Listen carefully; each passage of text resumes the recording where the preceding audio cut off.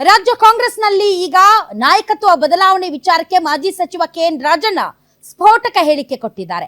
Power sharing ಕುರಿತು ಸಾಕಷ್ಟು ದಿನಗಳಿಂದ ಹಗ್ಗಜಗ್ಗಾಟ ಮುಂದುವರೆದಿದ್ದು ಕೆಲವೇ ದಿನಗಳಲ್ಲಿ ನಾಯಕತ್ವ ಬದಲಾವಣೆ ಬಗ್ಗೆ ರಾಜಣ್ಣ ಭವಿಷ್ಯ ನುಡಿದಿದ್ದಾರೆ. ಮೇ ತಿಂಗಳಲ್ಲಿ ರಾಜಕೀಯ ಬೆಳವಣಿಗೆಗಳು ನಡೆಯಲಿವೆ ಅಂದಿರೋ ರಾಜಣ್ಣ, ರಾಜಕೀಯ ನಿಂತ ನೀರಲ್ಲ, ಅದು ಪರಿಶುದ್ಧವಾಗಿರಬೇಕು ಅಂದರೆ ಹರಿತಾನೇ ಇರಬೇಕು. ಮೇ ತಿಂಗಳಲ್ಲಿ ರಾಜಕಾರಣದಲ್ಲಿ ಬದಲಾವಣೆಗಳಾಗಲಿವೆ ಅಂತ ಸಿದ್ದರಾಮಯ್ಯ ಅಸಹಾಯಕರಾಗಿ ಕಾಣ್ತಾ ಇದ್ದಾರೆ. ಅಗಾಧ ಶಕ್ತಿ ಇರುವ ಅವರನ್ನ ಇಂತಹ ಸ್ಥಿತಿಯಲ್ಲಿ ನಾನು ಎಂದಿಗೂ ನೋಡಿರಲಿಲ್ಲ. ಇದೆಲ್ಲವನ್ನ ನೋಡ್ತಾ ಇದ್ರೆ ಯಾರಾದ್ರೂ ಮಾಟ ಮಂತ್ರ ಮಾಡಿಸಿದ್ದಾರಾ ಎಂಬ ಆಲೋಚನೆ ಬರುತ್ತದೆ ಅಂತ ಹೇಳೋ ಮೂಲಕ ರಾಜ್ಯ ರಾಜಕೀಯದಲ್ಲಿ ಸಂಚಲನ ಮೂಡಿಸಿದ್ದಾರೆ.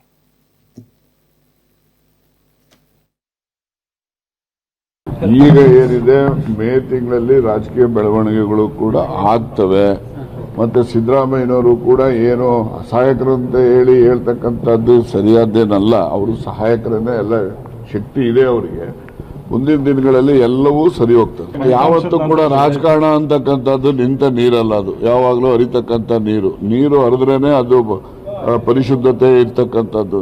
ಒಂದೇ ಕಡೆ ನೀರು ನಿಂತ್ಬಿಟ್ರೆ ಅದು ಪರಿಶುದ್ಧತೆಯನ್ನು ಕಳ್ಕೊಳ್ತದೆ. ಅದರಿಂದ ರಾಜಕಾರಣನೂ ಹಂಗೇನೆ, ಅದು ಕೂಡ ನಿಂತ ನೀರು ಹೇಗೆ ಹರಿಯೋ ನೀರು ಪರಿಶುದ್ಧತೆ ಇರುತ್ತೋ ಹಾಗೆ ರಾಜಕಾರಣನೂ ಕೂಡ ಪರಿಶುದ್ಧತೆ ಕಾಪಾಡ್ಕೋಬೇಕು ಅಂದ್ರೆ ಬೆಳವಣಿಗೆಗಳು ನಿರಂತರವಾಗಿ ಆಗ್ಬೇಕು. ನಾನು ಒಂದೊಂದ್ಸರಿ ಸಿಎಂ ಇಷ್ಟೊಂದು ಅಸಹಾಯಕರ ಆಗ್ತಾ ಇದಾರಲ್ಲ ಅಂತಕ್ಕಂಥದ್ದು ನೋಡಿದಾಗ ಯಾರಾದ್ರೂ ಮಾಟ ಮಂತ್ರ ಮಾಡಿಸ್ಬಿಟ್ಟವ್ರೇನೋ ಅವ್ರ ಮೇಲೆ ಸ್ವಲ್ಪ ವಿಚಾರ ಮಾಡ್ತಾ ಇದ್ದೀನಿ. ಅದನ್ನೇ ವಿಚಾರ ಮಾಡ್ತಾ ಇದ್ದೀನಿ ಅಂದ್ರೆ ಅದನ್ನ ನಾನು ಇನ್ವೆಸ್ಟಿಗೇಟಿಂಗ್ ಇಟ್ ಅಂತ ಆಗಿರಬಹುದು ಅಂತ ಹೇಳಿ.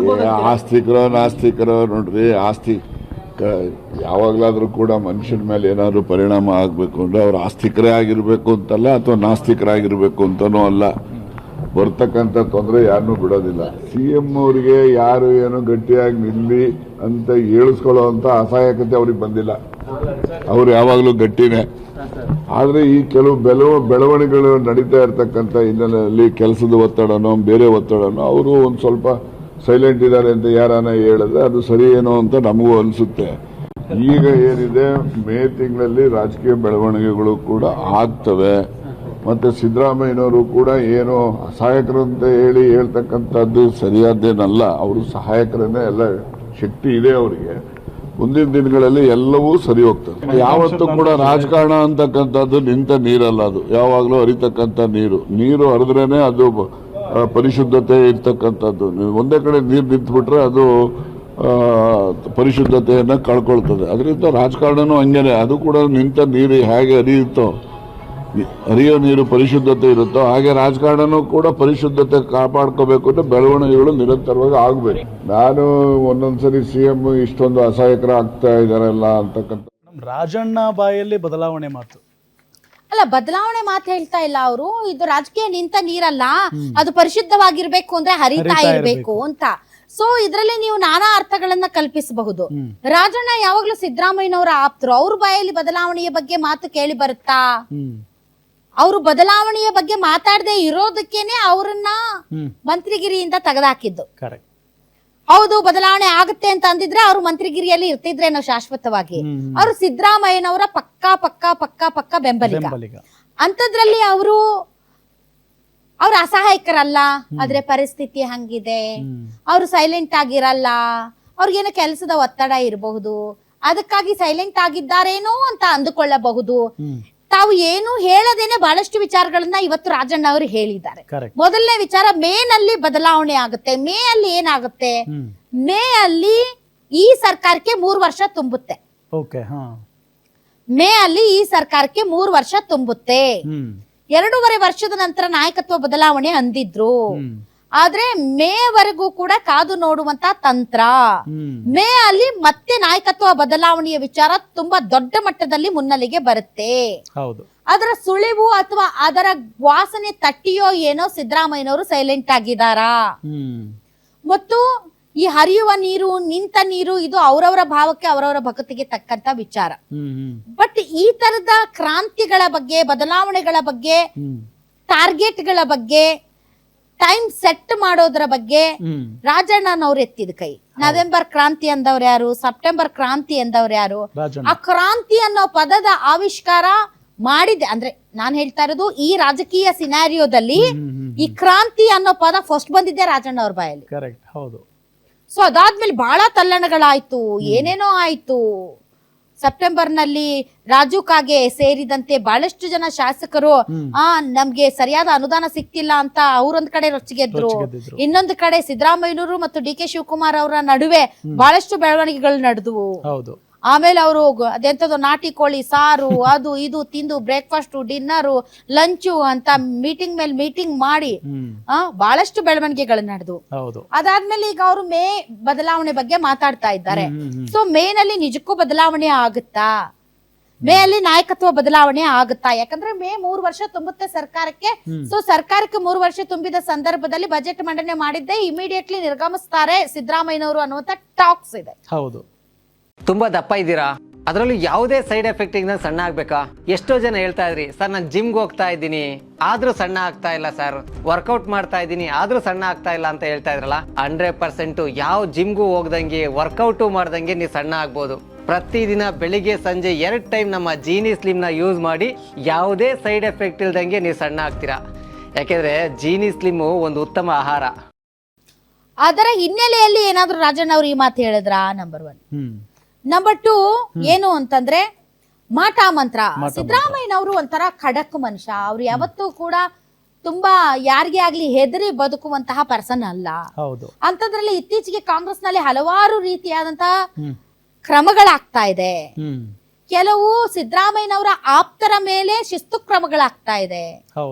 ಆದ್ರೂ ಕೂಡ ಸಿದ್ದರಾಮಯ್ಯನವರು ಏನು ಮಾತಾಡ್ತಾ ಇಲ್ಲ. ಯಾಕೆ ಮಾತಾಡ್ತಾ ಇಲ್ಲ?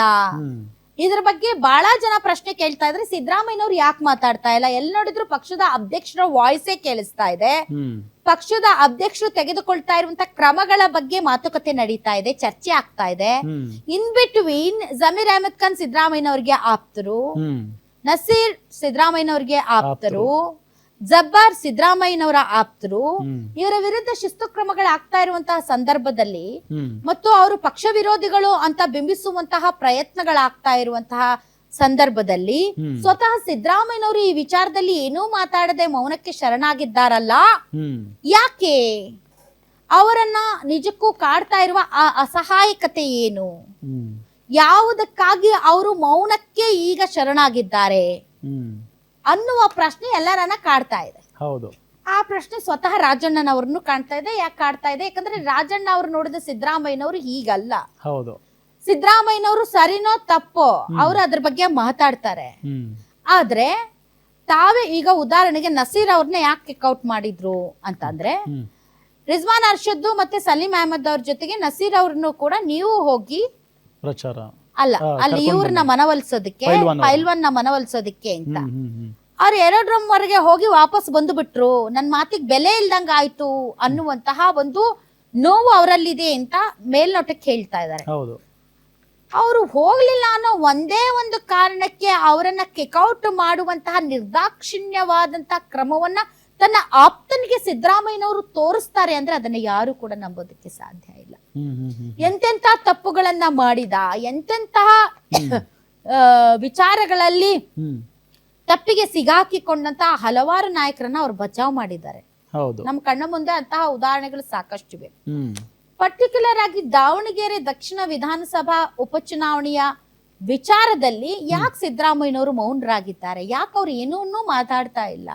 ಶಿಸ್ತು ಕ್ರಮದ ಬಗ್ಗೆ ಮಾತಾಡ್ತಾ ಇಲ್ಲ, ಸರಿನೋ ತಪ್ಪು ಅನ್ನೋದ್ರ ಬಗ್ಗೆ ಮಾತಾಡ್ತಾ ಇಲ್ಲ, ಮುಸ್ಲಿಂ ಮುಖಂಡರು ಬರೆದಿರುವಂತ ಪತ್ರದ ಬಗ್ಗೆನೂ ಕೂಡ ಮಾತಾಡ್ತಾ ಇಲ್ಲ. ಸೊ ಈ ಮಾತಾಡದೆ ಇರುವಂತಹ ಈ ಸಿದ್ದರಾಮಯ್ಯನವರು ಯಾರು ನೋಡಿಲ್ಲ. ಹೀಗಾಗಿ ರಾಜಣ್ಣ ಹೇಳ್ತಾ ಇರೋದು ಮೋಸ್ಟ್ಲಿ ಅವ್ರಿಗೆ ಮಾಟ ಮಂತ್ರ ಮಾಡಿಸಿದಾರೇನೋ ಅಂತ. ಅದಕ್ಕೆ ಯಾರೋ ಕೇಳ್ತಾರೆ, ಸರ್ ಅವ್ರು ನಂಬಲ್ವಲ್ಲ ಸರ್ ಮಾಟ ಮಂತ್ರ ಎಲ್ಲ, ಆಸ್ತಿಕರೋ ನಾಸ್ತಿಕರೋ ಮಾಡಿಸಿದ ಮೇಲೆ ಅದ್ರ ಎಫೆಕ್ಟ್ ಆಗೇ ಆಗುತ್ತೆ.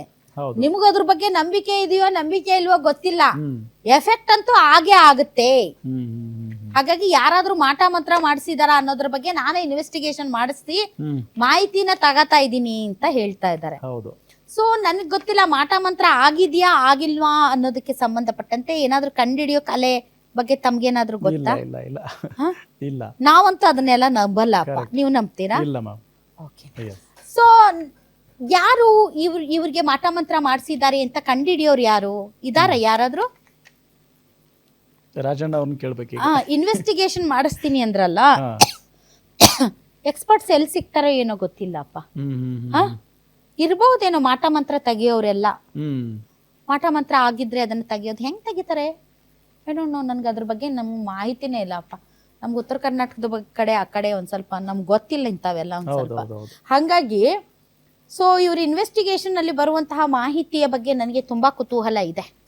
ಮಾಟ ಮಂತ್ರ ಆಗಿದೆಯಾ ಆಗಿಲ್ವಾ ಅನ್ನೋದ್ರ ಬಗ್ಗೆ, ಯಾರು ಮಾಡಿದ್ದಾರೆ, ಇಲ್ಲೇ ರಾಜ್ಯದಲ್ಲಿರೋರು ಮಾಡಿದಾರಾ ಅಥವಾ ಬೇರೆ ರಾಜ್ಯದವ್ರು ಮಾಡಿದಾರಾ ಅಥವಾ ಡೆಲ್ಲಿಯಲ್ಲಿರೋರು ಮಾಡಿದಾರಾ, ಯಾವ ದಿಕ್ಕಲ್ಲಿರೋರು ಮಾಡಿದ್ದಾರೆ, ಬೆಂಗಳೂರು ಸುತ್ತಮುತ್ತಲು ಇರೋರು ಮಾಡಿದಾರಾ ಅಥವಾ ದಕ್ಷಿಣ ಕರ್ನಾಟಕದವರ, ಉತ್ತರ ಕರ್ನಾಟಕ, ಯಾರಾದ್ರೂ ಒಬ್ರು ಮಾಡ್ಲೇಬೇಕಲ್ಲ ಪಾಪ, ಮಾಡಿಸ್ಬೇಕಲ್ಲ.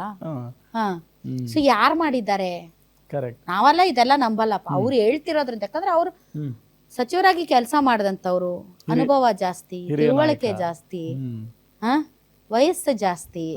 ಅವ್ರು ಹೇಳ್ತಾ ಇದ್ದಾರೆ ಅಂದ್ರೆ ಏನೋ ನಿಜ ಇರ್ಬೋದೇನೋ, ಸುಮ್ನೆ ಯೋಚನೆ ಇಲ್ಲದೆ ಮಾತಾಡಲ್ಲ ರಾಜಣ್ಣ ಅವರು. ಸೊ ಹಾಗಾಗಿ ಯಾರ್ ಮಾಟ ಮಂತ್ರ ಮಾಡಿಸಿ ಅವ್ರ ಬಾಯಿ ಮುಚ್ಚಿದಾರೋ ಏನೋ ಗೊತ್ತಿಲ್ಲ. ಇನ್ನೊಂದು ವಿಚಾರ, ಸಿಎಂ ಸೈಲೆಂಟ್ ನಿಜ, ಆದ್ರೆ ಪಾಪ ಅವ್ರಿಗೆ ಏನೋ ಒಂದು ಅಸಹಾಯಕತೆ ಇದೆ. ಏನ್ ಅಸಹಾಯಕತೆ ಇದೆ ಅವ್ರಿಗೆ? ಏನ್ ಅಸಹಾಯಕತೆ ಇರ್ಬೋದು ಸಿದ್ದರಾಮಯ್ಯನವ್ರಿಗೆ? ಏನಿರ್ಬೋದು?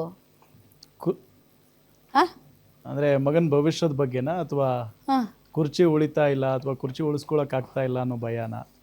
ಬಟ್ ಸಾಕಪ್ಪ, 3 ವರ್ಷ ಕುರ್ಚಿಯನ್ನ ಅನುಭವಿಸಿದ್ದಾರೆ. ಆ ಕುರ್ಚಿಗೋಸ್ಕರ ತನ್ನತನವನ್ನ ಬಿಟ್ಕೊಡೋದು ಸಿದ್ದರಾಮಯ್ಯನವರಂತಹ ವ್ಯಕ್ತಿತ್ವಕ್ಕೆ ಸೂಟಬಲ್ ಅಲ್ಲ. ಕುರ್ಚಿಗೋಸ್ಕರ ಮೌನಕ್ಕೆ ಶರಣಾಗುವುದು, ಕುರ್ಚಿಗೋಸ್ಕರ ತನ್ನದಲ್ಲದಂತಹ ವ್ಯಕ್ತಿತ್ವವನ್ನ ಪ್ರದರ್ಶನ ಮಾಡೋದು ಸಿದ್ದರಾಮಯ್ಯನವರಿಗೆ ಅದು ಸೂಟಬಲ್ ಅಲ್ಲ. ಗುಡ್ ಆರ್ ಬ್ಯಾಡ್, ಕುರ್ಚಿ ಇರುತ್ತೋ ಹೋಗುತ್ತೋ, ಸಿದ್ದರಾಮಯ್ಯನೇ. ಆ ಗತ್ತಲ್ಲೇ ಇರಬೇಕು, ಆ ಗತ್ತು, ಆ ಗಾಂಭೀರ್ಯತೆ ಅವರಲ್ಲಿ ಇರಬೇಕು. ಅದನ್ನೇ ಜನ ಬಯಸೋದು. ಕುರ್ಚಿಗೋಸ್ಕರ ಕ್ಯಾರೆಕ್ಟರೇ ಚೇಂಜ್, ಕ್ಯಾರೆಕ್ಟರ್ ಅಂದ್ರೆ ವ್ಯಕ್ತಿತ್ವ ಅಂದ್ರೆ ಅವರ ಬಿಹೇವಿಯರ್ ಆರ್ ಅವರ ಆಟಿಟ್ಯೂಡ್ ಚೇಂಜ್ ಆಗುತ್ತೆ ಅನ್ನೋದಾದರೆ ಅವ್ರಿಗೂ ಬೇರೆ ನಾಯಕರಿಗೂ ವ್ಯತ್ಯಾಸ ಇರಲ್ಲ, ಹೌದಲ್ವಾ?